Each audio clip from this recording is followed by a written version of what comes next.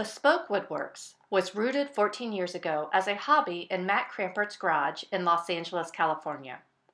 After moving to Mooresville, North Carolina in 2004, Matt expanded his hobby into a business making residential cabinets and furniture in a 10,000 square foot facility.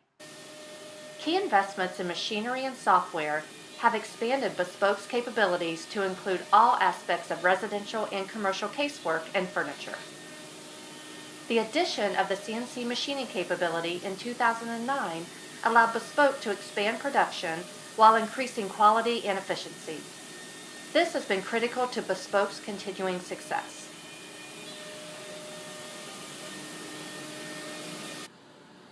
Machinery brings a level of speed and accuracy not possible by hand.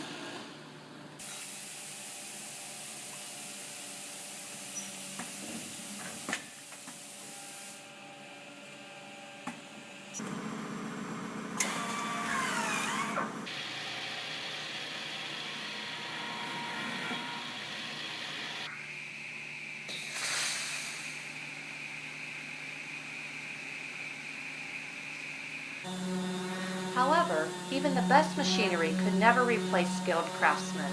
Bespoke craftsmen have decades of experience.